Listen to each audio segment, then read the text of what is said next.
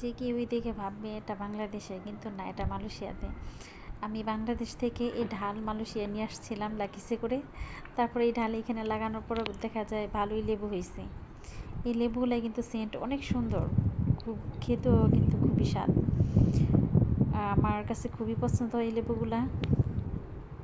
আপনাদের কার কার এই লেবু পছন্দ কমেন্ট বক্সে জানাবেন। আর এগুলো হলো ডাঁটা শাক। এই ডাঁটা শাক মালাই ভাষায় বলা হয় বাইয়াম পুঁতে। এতটুক ছোটো ছোটোই বিক্রি করা হয়।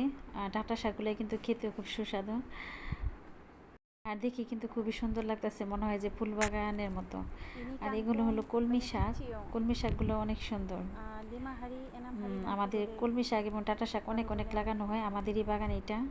আর এগুলো হলো সরিষা শাক, মানে মালাই ভাষায় বলা হয় সাবি। মালয়েশিয়াতে এই সাবি শাকের অনেক চাহিদা।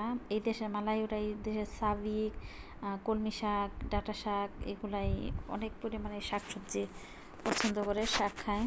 দেখতে কিন্তু খুবই ফ্রেশ এবং অনেক সুন্দর লাগছে।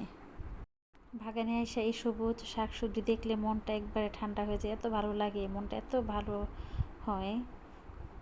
যে কেউ এই সবুজ শাকসবজি দেখলে মনটা একবারে ফ্রেশ হয়ে যাবে। আমাদের এই বাগানটা রাওয়াং পড়েছে, সেলাঙ্গরে রাওয়াং বলা হয় আমাদের এলাকার নাম।